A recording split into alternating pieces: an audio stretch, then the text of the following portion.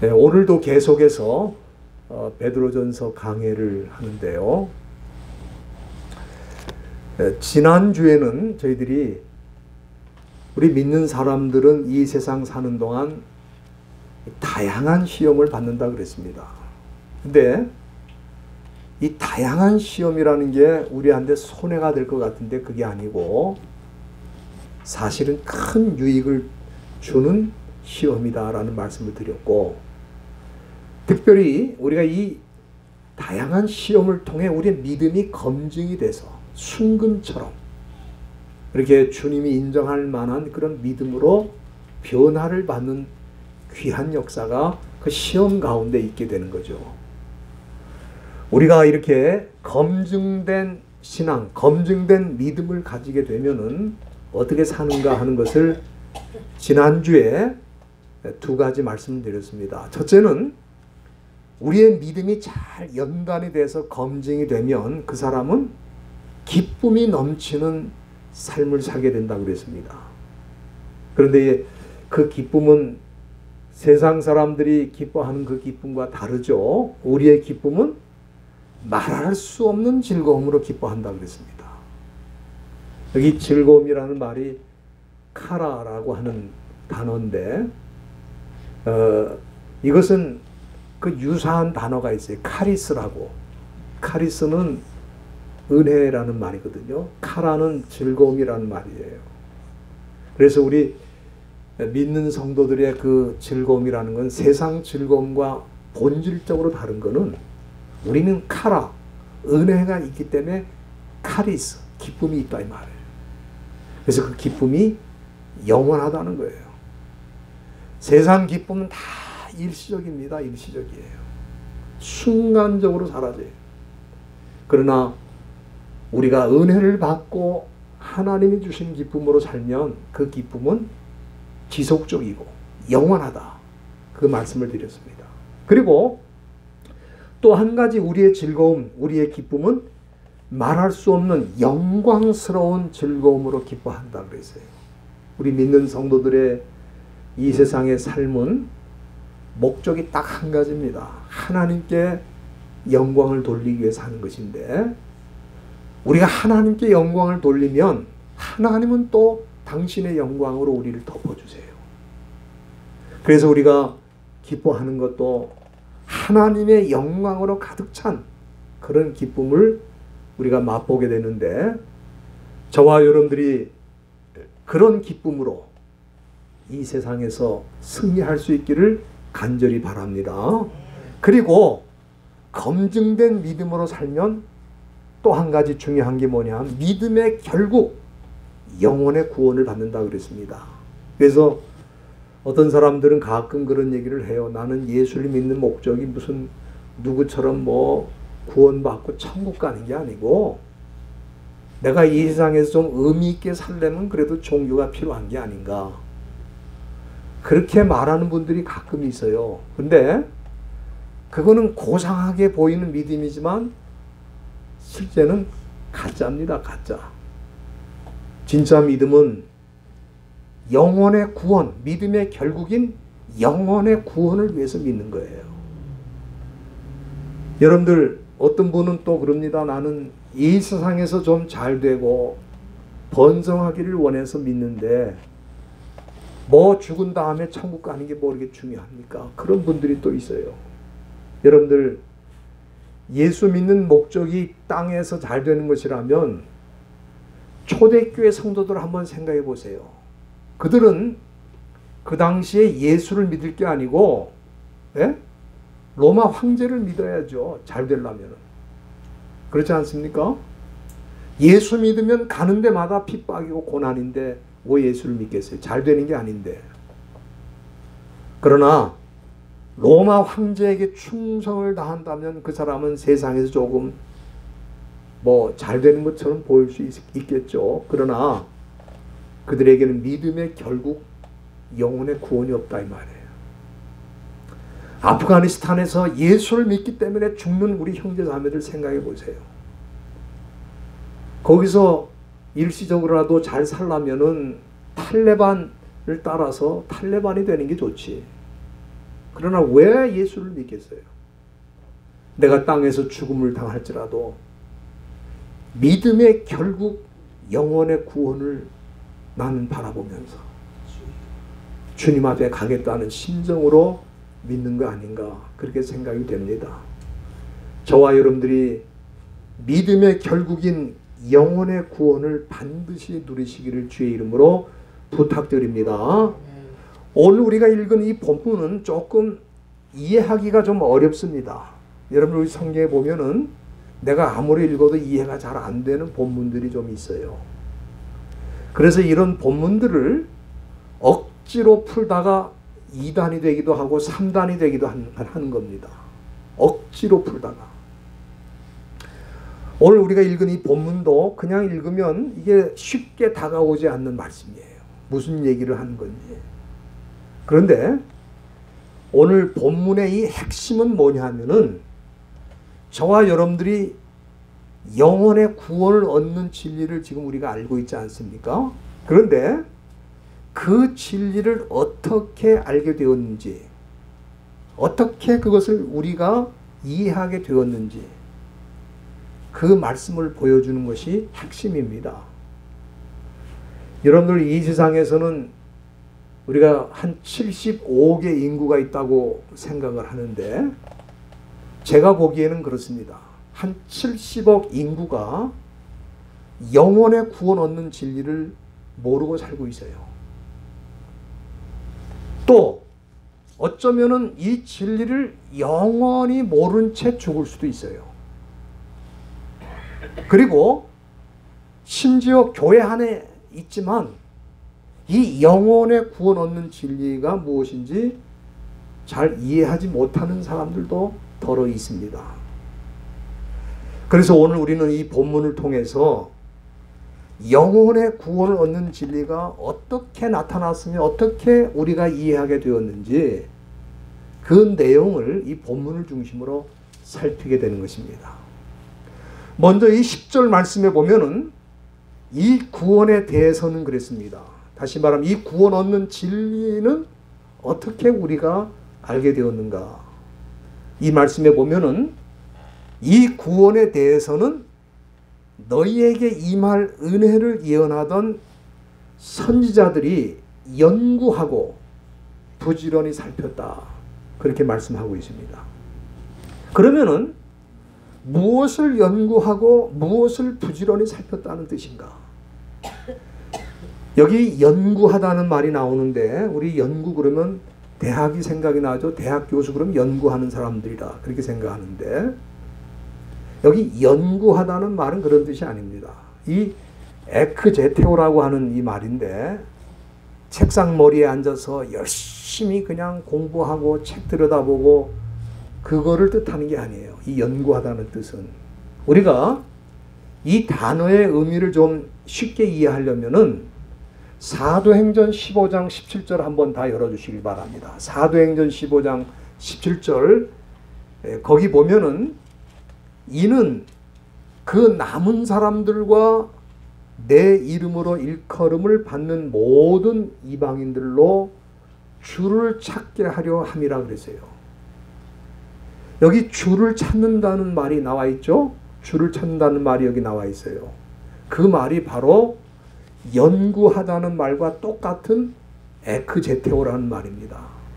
그러니까 이 에크제테오라는 건 뭐냐면은 사실은 하나님을 찾는다 그런 뜻이에요. 하나님을 찾는다. 하나님을 찾는다.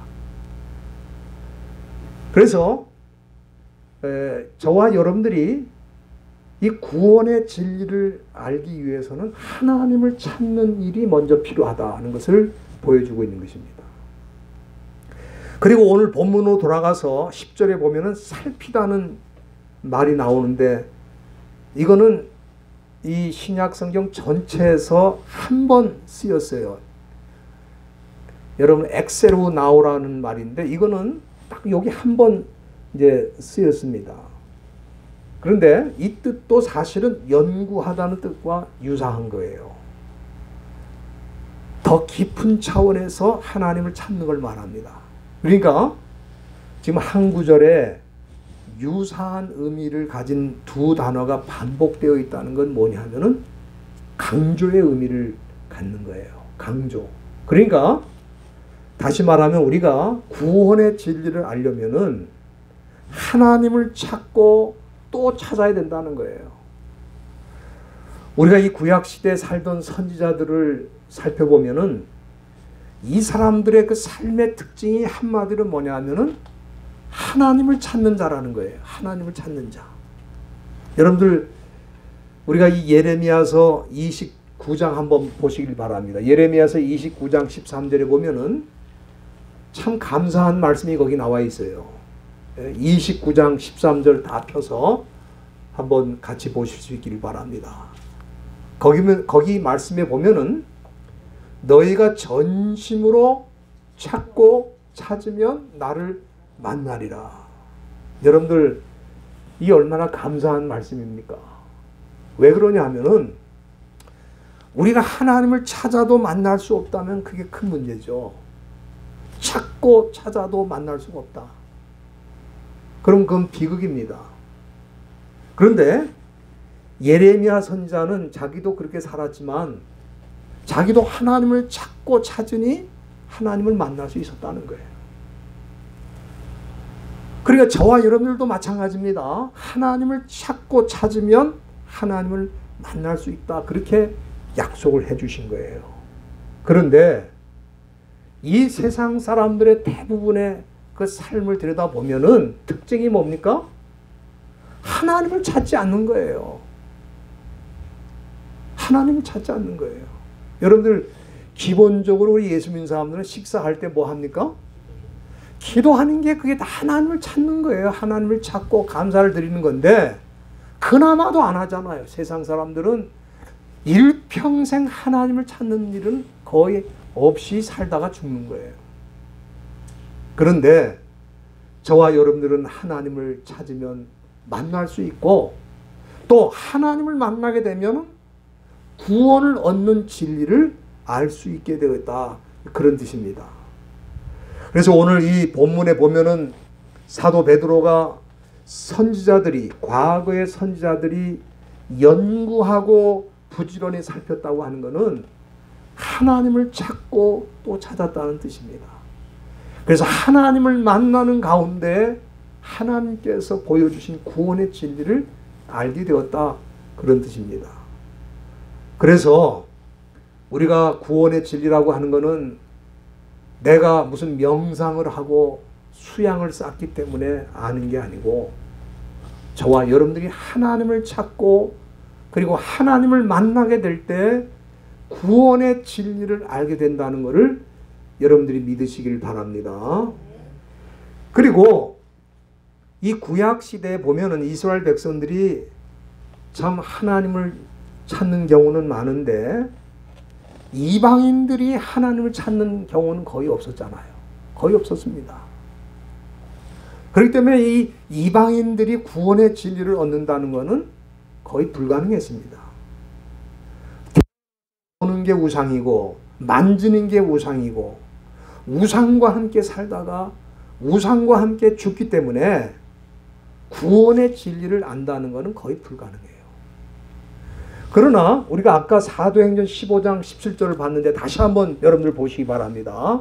거기 중요한 말씀이 나와 있거든요. 사도행전 15장 17절에 보면은 이 신약 시대에는 엄청난 구속사의 변화가 있게 된 것입니다.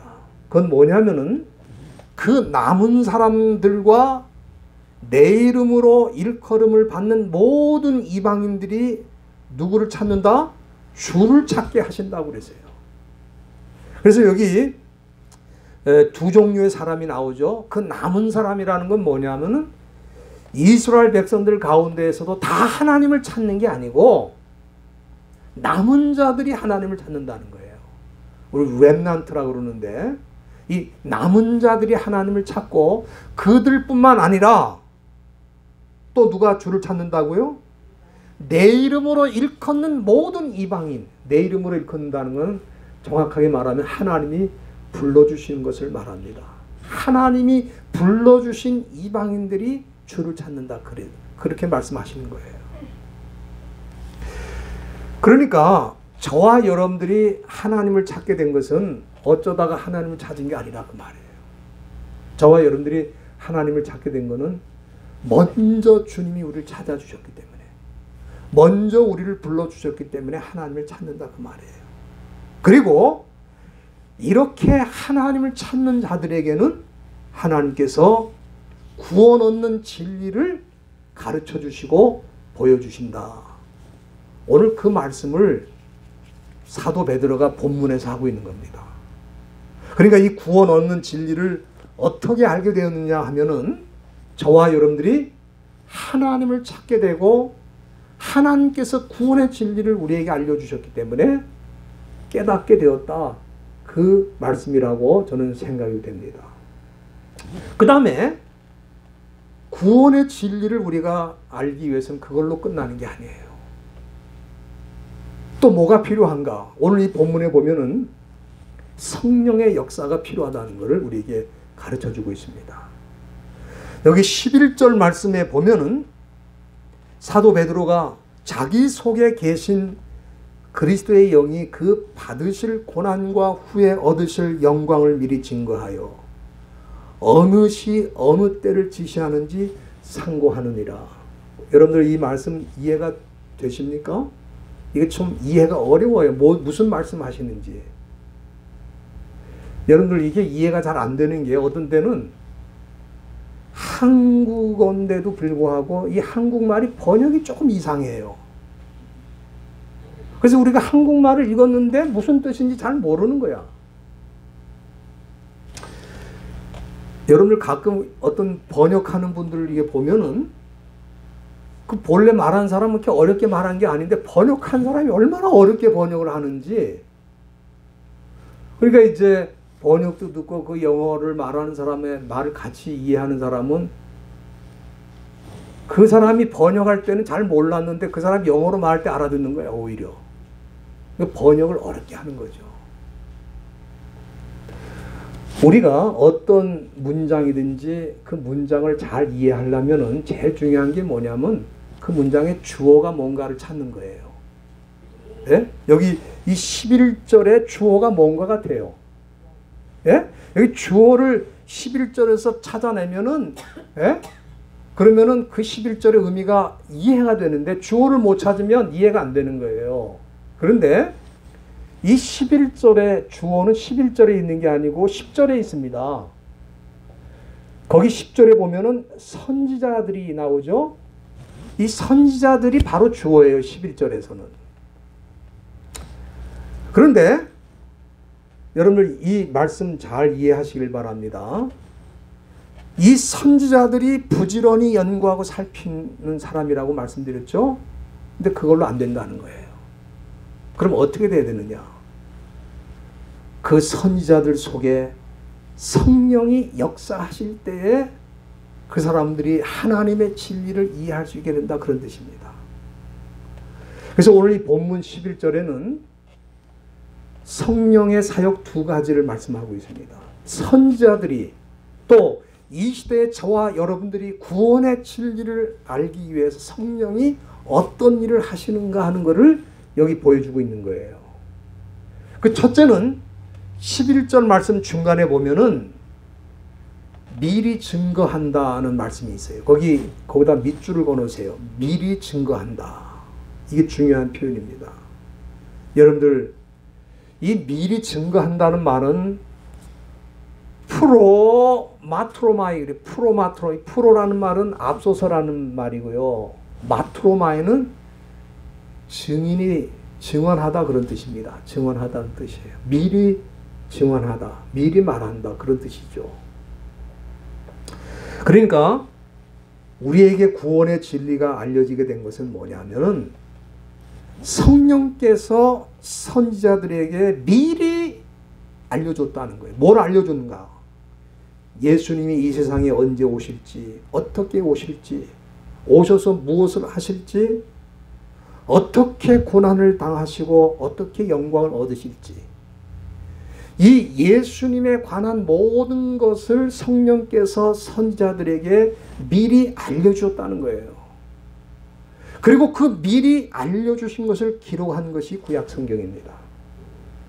그렇기 때문에 저와 여러분들이 구원의 진리를 잘 이해하려면은 이 신약뿐만 아니라 구약 성경도 우리가 잘 공부를 해야 돼요. 구약을 잘 이해하면은 신약에서 말하는 구원의 진리가 무엇인지 이해하는 눈이 열려진다, 그런 뜻입니다. 예를 들어서 우리가 이 마태복음 1장에 보면은 마태가 예수님이 이 세상에 어떻게 오셨는가 할 때에 처녀의 몸을 입고 오셨다 그랬어요. 그런데 마태복음 22절에 보면은 마태가 뭐라고 말하냐면은 그 예수님의 오신 것에 대해서 이 모든 일에 된 것은 주께서 선지자로 하신 말씀을 이루려 하심이라 그랬어요. 그리고 이 마태가 예수님이 처녀의 몸을 통해 이 세상에 오실 것을 어떻게 알았느냐? 그는 구약의 예언서들을 읽어보니까 알게 된 것이고, 그리고 그 예언서를 읽어보니까 예언서 그대로 예수님에게 이루어진 거예요. 그래서 마태가 뭐라 그랬습니까? 이 모든 일에 된 것은 주께서 선지자로 말씀하신 것을 이루게 하심이라 그랬어요. 여러분들 한번 이사야 7장 14절 보시기 바랍니다. 이사야 7장 14절에 보면 이사야가 성령께서 미리 보여주셔서 기록한 내용이 거기 있습니다. 예? 성령께서 미리 선지자인 이사야에게 미리 보여주신 거예요. 그래서 그가 기록한 겁니다.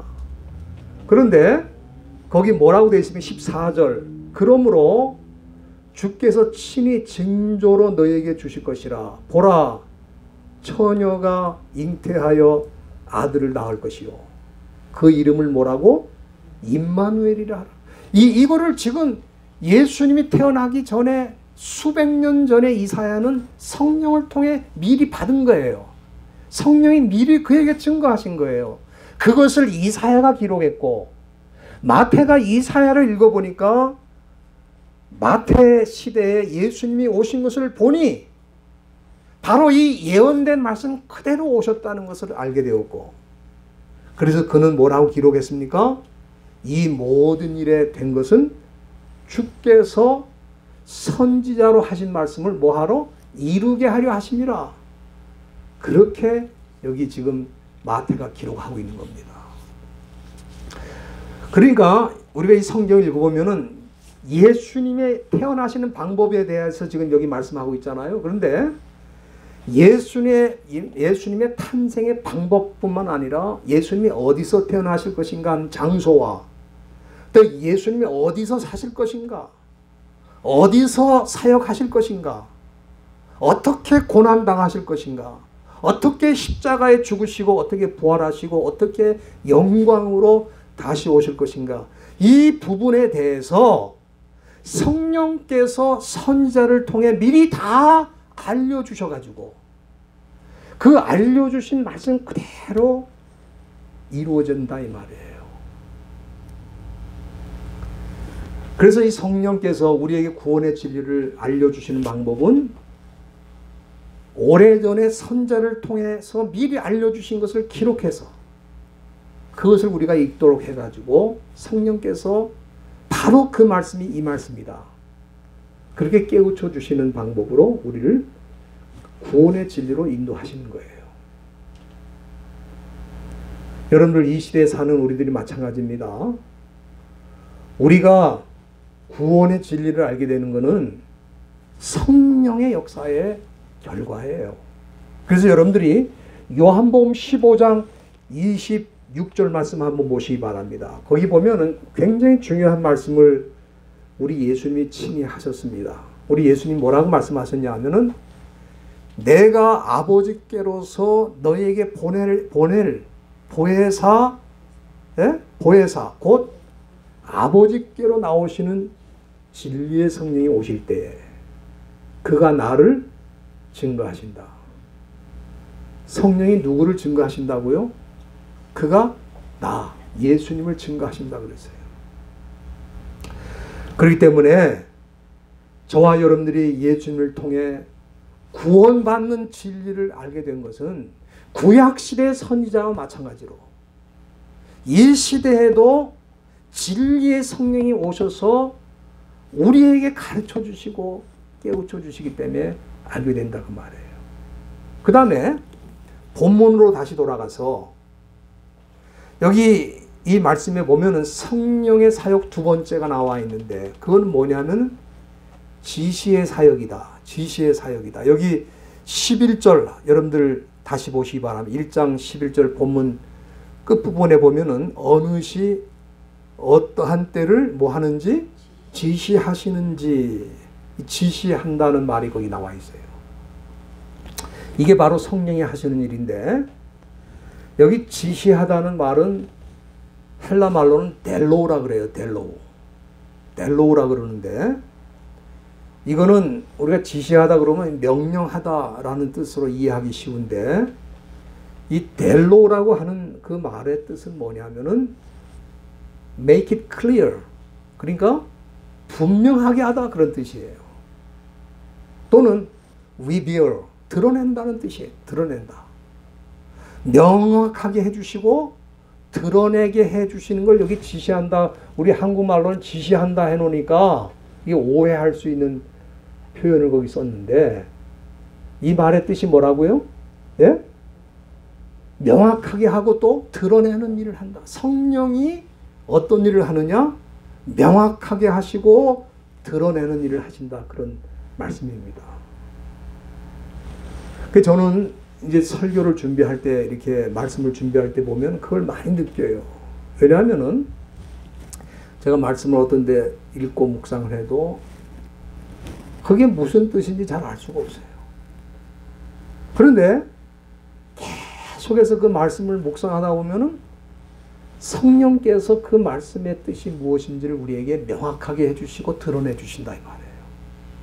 제가 강단에 서서 말씀을 전할 때 어느 책 읽어보고 그 말인가 보다 그러고 전하는 게 아니에요.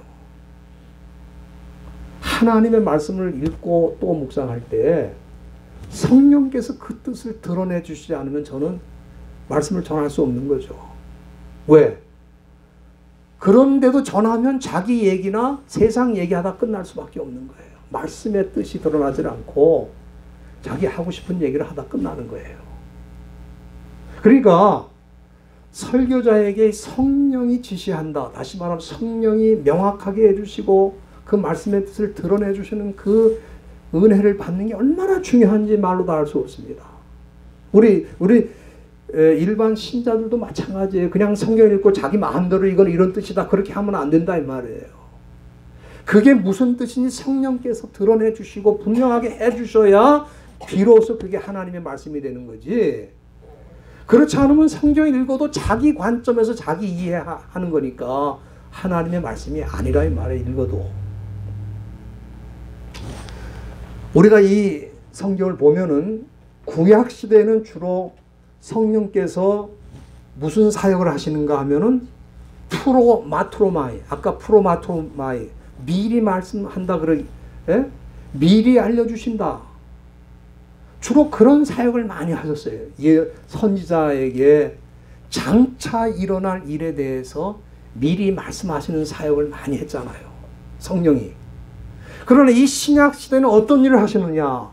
주로 이 기록된 성경을 우리가 이해할 수 있고 깨우칠 수 있도록 드러내는 이 델로우 사역을 하신다 이 말이에요. 그래서 여기 지금 베드로가 참 놀라운 건 뭐냐면은 우리는 베드로 그러면은 공부를 많이 하지 않은 사람이라는 생각을 많이 하는데 이 사람이 학문적 배경은 별로 없지만 이 사람이 하나님의 영의 이끌림을 받아갖고 참 귀한 진리들을 우리 베드로 전서와 후서를 읽어보면은요 엄청난 말씀들이 나옵니다. 여기 이 사람이 개인적인 어떤 지적인 능력과 이해 능력으로는 도저히 말할 수 없는 내용들을 다루고 있어요. 그 왜 가능한가? 성령이 그를 인도하시는 거예요. 그래서 이거는 베드로가 남의 얘기를 하는 것도 있지만 자기가 체험하고 경험한 얘기를 하는 차원도 있습니다. 여러분들 요한복음 16장 13절 한번 다 보시길 바랍니다. 거기 보면은 이 시대 크리스천들에게 하나님께서 놀라운 약속을 우리 주님을 통해 주셨는데 거기 보면은 아주 중요한 말씀이 나와 있습니다. 진리의 성령이 오시면 그가 너희를 모든 진리 가운데로 인도하실 것이라. 이것이 바로 성령이 깨우치게 하시는 델로우 사역입니다. 모든 진리로 인도하신다. 그러면은 그 모든 진리로 인도하신다는 건 또 뭔가? 여러분들이 그 앞에 요한복음 14장 26절에 보면은 그 설명이 또 자세하게 나와 있습니다. 거기 보면은 뭐라 그랬습니까? 보혜사 곧 아버지께서 내 이름으로 보내실 성령, 그가 너희에게 모든 것을 가르치시고 또 내가 너희에게 말한 모든 것을 어떻게? 생각나게 하시리라. 그러니까 저와 여러분들이 혹시 구원의 진리를 이해하고 깨우치게 되었다면 이미 그것은 성령께서 우리 안에 오셔서 델로우 깨우치게 하시고 진리를 드러나게 하시는 사역을 하셨기 때문에 우리가 이해하게 된 거라 그 말이에요. 그것이 바로 우리에게 성령이 함께 하시는 증거예요. 오늘 이 시대에 많은 사람들이 이 진리를 모르기 때문에 참 제가 한심한 건 뭐냐면 한국이나 미국의 정치인들 치고 점쟁이 끼고 정치 안 하는 사람이 별로 없다는 거야. 에? 다 점쟁이 하나씩을 끼고 선거가 어떻게 되겠습니까? 결과가 어떻게 되겠습니까? 그걸 물으러 다닌다는 거야. 이번에도 뭐 한국의 대통령 후보가 그 점쟁이하고 같이 만났다는 거 아니에요 지금? 에? 어떻게 될 것인지 얘기해 달라고. 오늘 이 시대의 지적인 수준이라는 게 굉장히 높은 것 같아도 결과적으로는 그 사람들이 지적인 능력에 한계가 있기 때문에 뭔가 다른 사람의 힘을 좀 빌려서 좀 알고 싶어 하는 게 그게 역술인들이 하는 일이란 말이에요. 점성가들이 하고.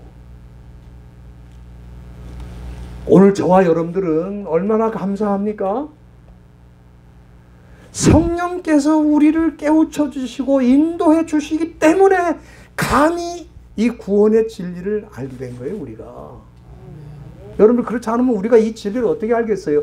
이 세상에 75억의 인구 가운데 70억의 인구가 우리보다 지적인 수준이 낮고 문화적인 수준이 낮고 우리보다 머리가 둔해가지고 이 진리를 모르는 게 아니라 이 말이에요.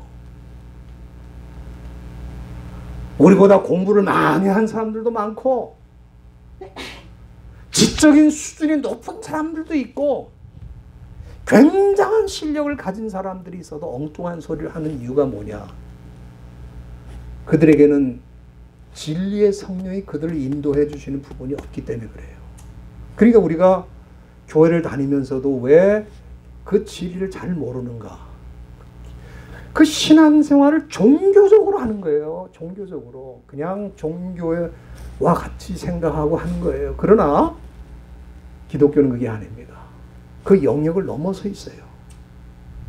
저와 여러분들에게는 과거의 구약시대의 선지자들에게 깨우쳐 주시고 알게 하시고 미리 보여주신 그 성령의 역사가 저와 여러분들에게는 이 시대에 지금 있다 이 말이에요. 그거를 모르면 아니 어떻게 설교자가 되겠어요? 저는 어떤 때 이렇게 참 들어보면은 좀 제 마음이 답답한 게 뭐냐면은 저거는 그 말씀이 말하는 본뜻이 하나도 아니에요. 근데 여전히 그거를 하나님의 말씀이라고 막 말하는 거예요. 제가 볼 때 그 책임은 하나님 앞에 가서 반드시 져야 됩니다. 왜? 강단에서 하나님 말씀 전하지 않았으니까. 하나님의 말씀이라는 거는 나의 지적인 노력과 연구의 결과가 아니라 하나님의 영이 우리를 인도해 주시고 깨우쳐 주실 때 그 결과로 이해하는 거다. 사도 베드로가 이 구원의 진리를 어떻게 이해를 하게 되었는지에 대해서 오늘 이 본문에서 말씀해 주신 것입니다. 저와 여러분들이 이런 은혜와 특권을 얻었기 때문에 사실 우리가 이 세상 사는 동안에 특별히 어떤 일을 굉장한 일을 못했어도 괜찮아요. 저와 여러분은 구원의 진리를 이미 알았고 그 진리를 붙들고 살기 때문에 이미 성공한 인생이고 이미 75억 인구 가운데 가장 탁월한 소수에 속하는 사람들 된 거예요. 그렇기 때문에 감사한 마음으로 이 진리를 부여잡고 끝까지 신앙생활 하시고 승리하시기를 주님의 이름으로 부탁드립니다. 기도하시겠습니다.